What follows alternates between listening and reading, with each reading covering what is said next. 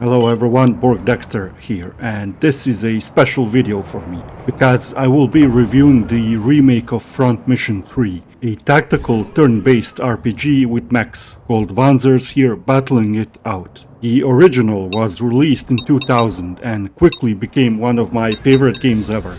I even included a mech and the main character Kazuki Takemura on my channel banner. The remake was released for the Nintendo Switch in June 2025 and later on the PlayStation, made by Megapixel Studio, a Polish developer who worked mostly on remakes and a few smaller, more obscure games. Interesting side note, the remake was supposed to release on January 30th. However, my brother noticed it was available on the PlayStation Store quite a bit earlier, and the game was removed from the PlayStation Store shortly thereafter. However, I had already bought it and had no issues in playing the game. First, a bit about the story. You take on the role of Kazuki Takemura, a Panzer test pilot working for Kirishima Industries.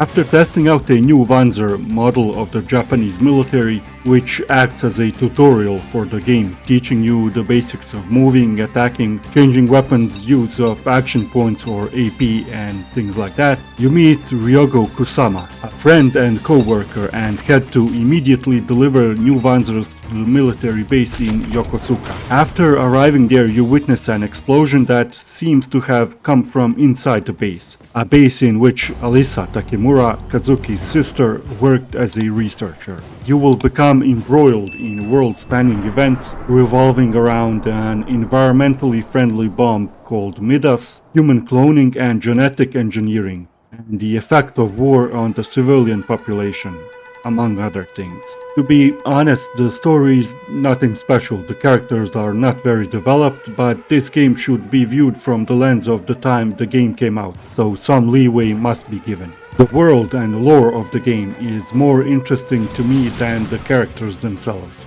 The world is split into multiple regions of the world, united into bigger entities. For example, the UCS or USN is comprised of North and South America. The OCU, which stands for Oceania, I don't know how to pronounce this, Community Union, is comprised of Australia, Japan, New Zealand, Korea, and some Southeast Asian countries. Countries like Russia, or rather a form of the ex-USSR, and China are also present, renamed the Zaftran Republic and the Dahanzhong, respectively. Each of these nations have their history and international relationship, a lot of which can be gleaned from surfing the network and provide a nice backdrop to the main story of our protagonist. As expected, all of these entities play political games, vying for a better position in the world. Throw in some genetic engineering, human cloning, and ordinary people trying to survive wars and strife, and you have a pretty decent story. Okay, I'm gonna tackle the graphics next, seeing as how they are the most obvious change in the remake. I will talk about the environment first. Levels are usually simple with some details in them, like in urban landscapes, they are dotted by business signs or advertisements.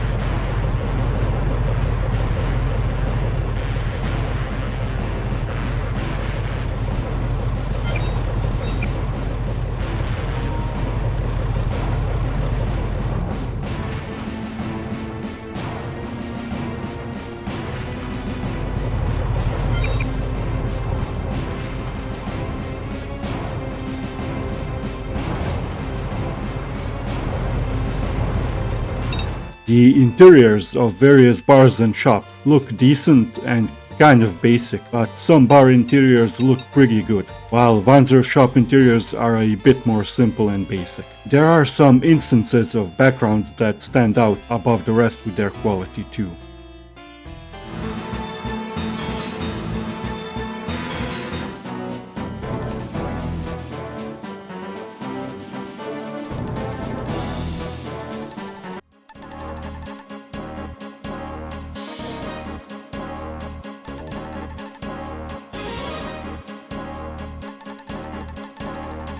Character models look good and detailed, and I always, when playing this game as a kid, I always wondered how characters displayed in the portraits would look if graphics were better. Now I know. However, the animations of set characters in cutscenes it's very rigid and unnatural looking. The Panzers or mechs themselves are a mixed bag. Yes, they are far more detailed than the ones in the original game, which is to be expected, to be honest. However, I find a lot of Panzers kinda look a bit blocky, too blocky. Take the Shunyo Panzer for example. The Panzer at the beginning of the game you play with in the tutorial. Now, a sleek, mean machine in the original, but in the remake it is more quote-unquote fat and blocky. A lot of Panzers have their midsection or their body so blocky that they would seemingly obstruct the view from the Panzer's head. Some bigger, more unique Panzers though look a lot better. Panzers and other machines like armored trains for example also have this unnatural, over-exaggerated sheen that makes them look weird. They look kinda shiny.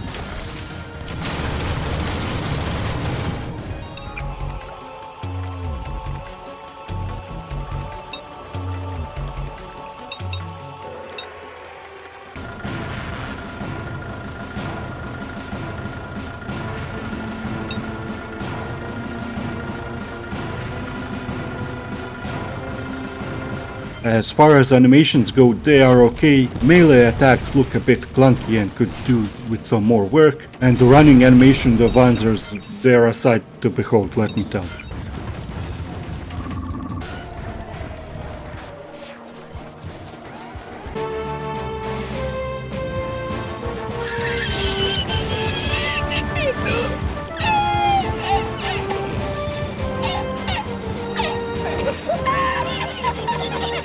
A nice detail, when you move through your allies on the grid level map, they will step out of the way, provided they have space available to do so, so you can pass and will then return to their position. The same goes for enemy Panzers. It's very nice and I love this detail.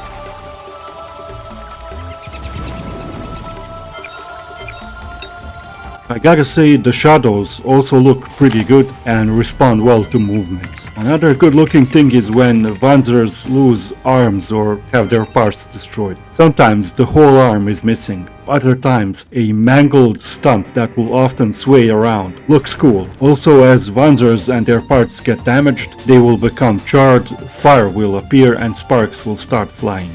As far as gameplay goes, the game is divided between a bit of story development with character dialogues, shopping for weapons, upgrades and Panzer parts, and surfing the internet on one end and the missions in which you fight on the other end.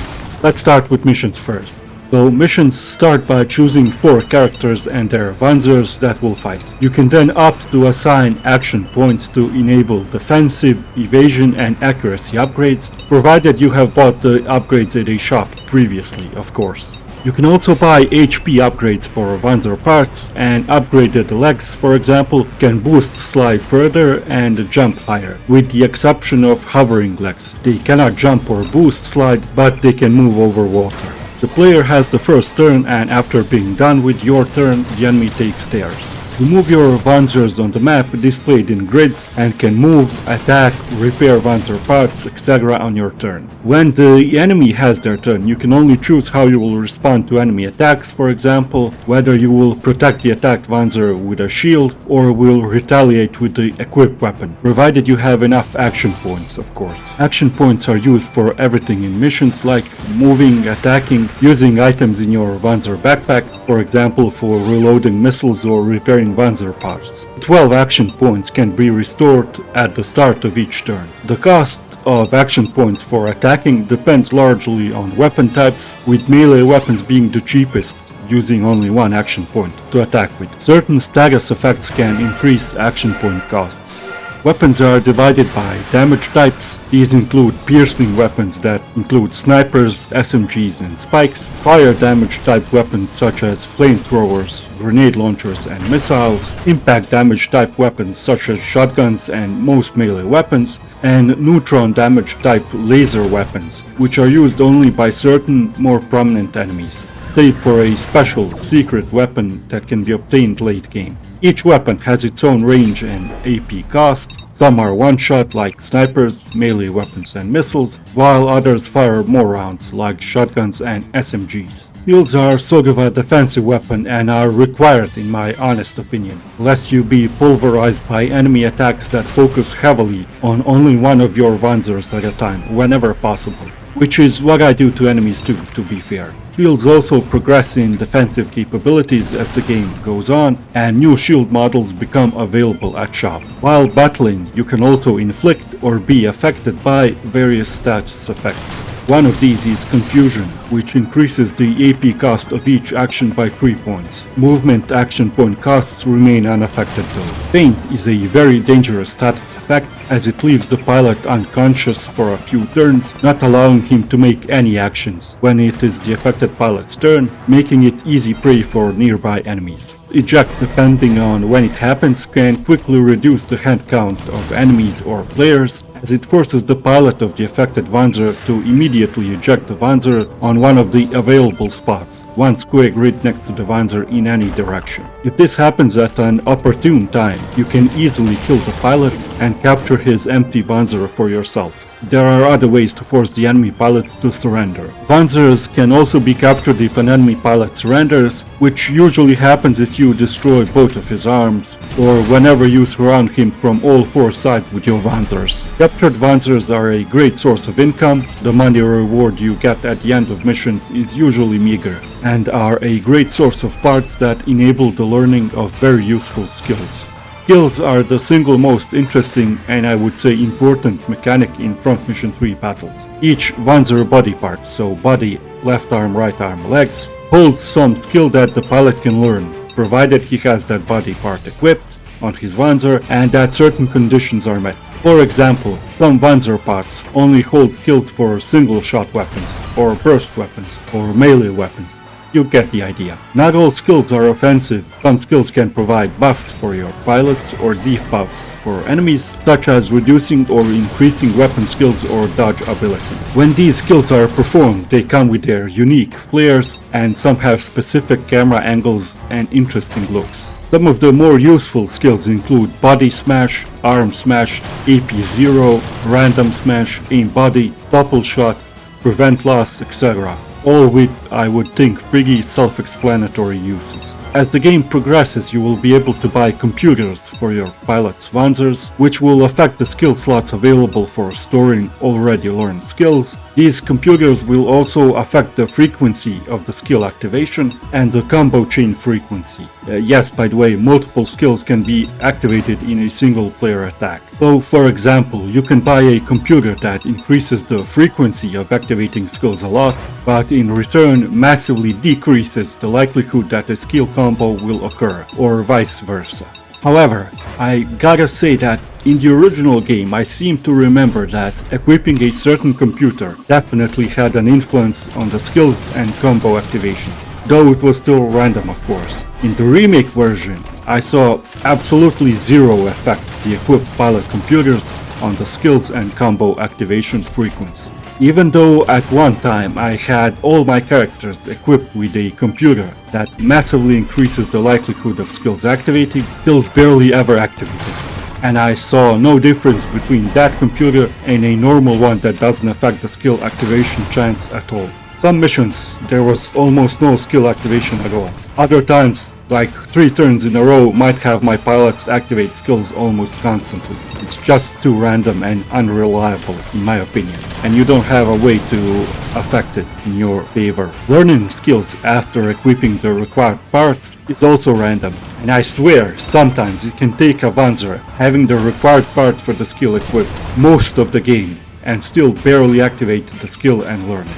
As you destroy enemy parts and kill enemies, you will be awarded medals and ace points that increase your max action points that the pilot has. AP, like I said, is used for all actions in battle, as well as assigning action points at the beginning of each mission for increasing accuracy, evasion and defense. So increasing your max action points with increasing your ace ranks is pretty useful. Each pilot also has a weapon skill or weapon proficiency level ranging from A to S, including A, B, C, D, F and S. Each of these levels has 3 sub-levels indicated by up to 3 plus signs. For example, E triple plus, after which the F level follows. The higher weapon proficiency or level a pilot has, the more accurate and the more damage the weapon does. After completing a level, you will receive a bronze, silver, gold or platinum medal, depending on several factors like the number of turns you took in the mission, how many enemies you killed, the total numbers of attacks you made, etc. You will also receive some money, though in my opinion this is not a great source of income. Like I said, I make the most money by capturing and selling enemy Wanzers. I gotta say one thing though, the tactics in a mission is always the same. Just focus down on one enemy at a time, kill them and move on to the next one. Enemies also do this whenever possible. For example, if you have a group of your Wanzers and the enemy is lumped close together, all enemies will focus their attacks on a single Wanzer. Also, I must say that in some missions I struggled, even though my Wanzer upgrades were up to date and I had to replay some missions a few times, mostly due to the unreliable or random fashion of skill activation and with seemingly no way to influence the randomness in your favor, to some degree at least, despite the computers I equipped. Also, I noticed oftentimes my characters would get stunned and that would leave them very vulnerable to enemy attacks and they would get killed quickly. Now the only enemy type I always tried to rush towards and ignore others to kill them as soon as possible are enemies with grenade launchers, as they do large area of effect attacks from afar, sometimes engaging in friendly fire too, and they can ruin a mission quickly. When you are not in battle, you will be busy with shopping for new weapons, shields and backpacks, as well as buying upgrades for your Wanzers. Every so often you will find a new, stronger tier of weapons, better shields and new backpacks with more available space for various items. Backpacks can also be used to increase the power output of your Wanzers, to increase the max weight capacity. The more max weight capacity, the stronger weapons you can equip, as usually the stronger the weapons are, the heavier they are. As far as item backpacks go, they are used to store various items that are usually used for restoring destroyed parts, repairing damaged parts, or reloading missile weapons. The more potent items are, the more space they take up in the backpack. Another big part of non-combat gameplay is the network. Basically, you can read and sometimes send emails and surf the internet. Now first, I have to commend the developers for adding a great quality of life feature to the network, where you can switch between the original and a new folder-like layout, where all the available websites are neatly displayed and are quick and easy to get to. This is one of the rare things I prefer over the original. Great addition. Add to that the fact that you can memorize, so to say, specific websites and then access them at a press of a button, rather than going to the specific location of the website each time you want to access it, makes surfing the network a very quick and accessible exercise. Network/internet provides mostly lore, and in my opinion was always a great addition. On the internet you will read about various companies and view which Wanzers, all of which are in the game by the way, those companies make.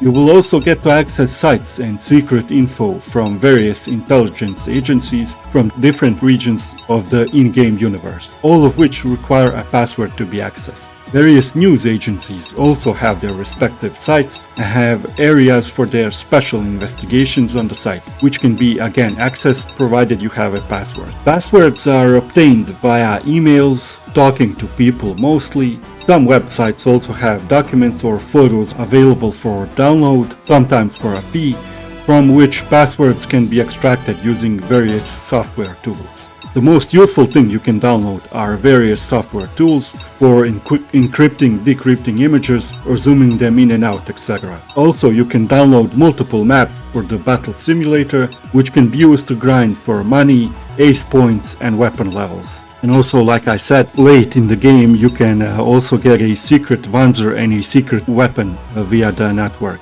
The battle simulator has multiple quote-unquote difficulty levels, as the game likes to call it, ranging from test, training to real battle. Each level provides more ace points and levels up your weapon skills faster and speeds up acquiring certain skills. There is an easy way for grinding in which you download a high-level late-game simulator map with difficult enemies in it very early in the game and then grind your skills and XP quickly, but I never found it necessary to do this. It is easy to miss things such as website passwords or web addresses. By the way, you need to get the web address of the site from someone somewhere first in order to access it. There is no Google search in Front Mission's internet. So my advice would be to talk to everyone in bars, bases, wherever you may find yourself. Talk to them twice so as not to miss anything important.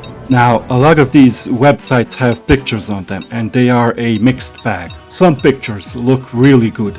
Others seem to be just blown up from the original and are really blurry and ugly. Also, the quote-unquote text displayed on these sites is blurry gibberish. Now, in some cases, the use of generative AI is very obvious, while some images I suspect used Gen AI but cannot claim it with 100% certainty that is the case. This fact is very disappointing, and the game, while it was out on the Nintendo Switch, garnered heavy criticism for this, and the most egregious examples of nonsensical AI-generated slop have been remedied since, but some Gen AI slop still remains. Very disappointing and one of the biggest downsides of the remake. Remake also includes a remix of the original music, and it is nice that the game provides us with an option to pick between the original and the remixed version.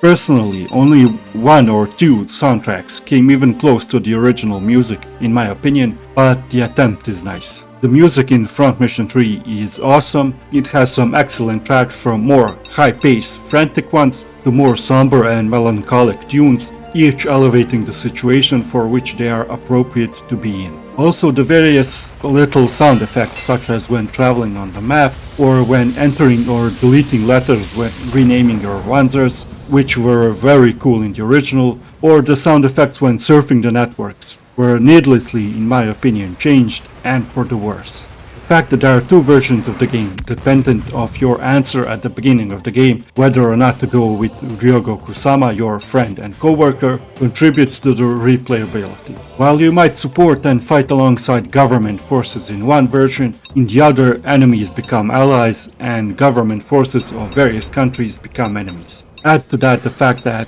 each version has new characters, the other version doesn't, other than the main character and Ryogo, they are present in both versions, further makes at least two playthroughs more attractive. One thing I also have to mention a bit is that the performance was smooth and at a stable 60 FPS, though my footage is at 30 FPS, keep in mind. On the bugs side, I gotta say I had some, most of which were kinda funny, and one where the dialogue text glitched out and was weird when kinda wild.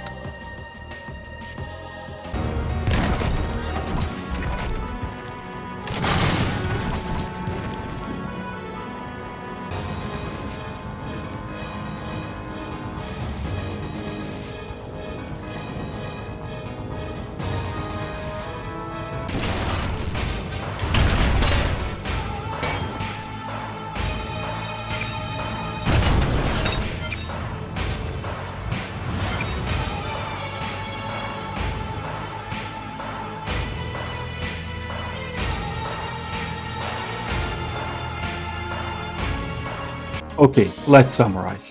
So, the graphics are a whole lot better than the original, but Panzers look a bit blocky and have a weird shine to them. Character models look good and detailed, but are animated badly and look very stiff in cutscenes. The more unique looking enemy-controlled Panzers look cool, always. The levels look okay with some amount of details such as shop signs or commercials in cityscapes, for example. The shadows of Panzers and other objects also look good, and they react to movement appropriately. The destruction and progress of damage on Panzers looks great, with mangled metal arms swaying about or sparks and flames appearing on badly damaged machines. The interiors of various locations mostly look kinda basic and okay, while some bars and backgrounds stand out above the rest with their quality. The pictures on various network websites are a mixed bag. Some look pretty good, some seem just blown up from the original and are very blurry and ugly, and also, like I said, the quote-unquote text on these sites is blurry gibberish. Add to that the unexcusable fact that there are ugly, nonsensical, generative AI images, the worst instances of which have been removed after massive backlash when the game released on the Nintendo Switch. The Gen AI images is one of the most disappointing aspects of this remake for me. The story is okay, nothing special, and I found the lore and the world itself to be more interesting than the characters and their story. The gameplay is also decent. There are multiple mechanics such as capturing Panzers, learning important combat skills, and various status effects that spice up the missions a bit. The feeling of progression is nice, gathering medals and increasing ace levels, and max action points with it feels good. Most of the game is easy, but like I said, some missions gave me trouble and I had to replay them a couple of times, mostly owing to the fact of the unfair randomness of skill activation and with the player having no decent way to tip the balance in your favor. Shopping for the new batch of stronger weapons, beggar shields and backpacks was always a fun and welcome occasion. Tactics, however, are pretty simple and always the same. Attack one enemy relentlessly until he is dead and then move on to the next one. Keep in mind that the enemy does this too whenever possible, and it can get one of your Panzers killed very quickly when he's ganged on, kinda proving it is the best and most viable tactic. I gotta say the randomness at which you learn and activate skills is awful. Like I said before, you could wait for a pilot to learn a skill for more than half a game, and even when the skill is learned, the activation frequency is wildly random, even with an equipped computer that apparently greatly increases skill activation. The music of Front Mission 3 Remake is great, and while I do appreciate the effort of providing a new remade version of the music, I still prefer the original. The network feature, I always found it great. It's a cool addition that provides tons of lore and history of the Front Mission 3 world, even mentioning events from the previous two Front Mission games, both of which I have played, the remakes. The network also provides useful battle simulator maps that can be used to grind weapon levels, money, and learn skills outside of story missions. The fact that there are two versions of the game, Emma's and Alyssa's, depending on a decision at the beginning of the game, increases the replay value and warrants, in my opinion, at least two playthroughs. Like I mentioned before, even though this is a remake and not a remaster, some allowances must be made as this is a game from a different era. The developers certainly could have done more, no doubt about that. Okay, let's put it like this. If you aren't particularly interested in mechs or turn-based tactical RPGs, I would rate Front Mission 3 Remake a 7 out of 10. Since I, personally, do like mechs and like turn-based tactical RPGs, I will give the Front Mission 3 Remake an 8 out of 10, a good game. Okay guys, that's gonna be it for this video. If you liked it, give it a thumbs up. If you didn't like it, give it a thumbs down. Let me know down in the comments below, did you play this remake and did you play the original? And what do you think of the differences between the two? And do you think the remake is a worthwhile game to play? Until next time.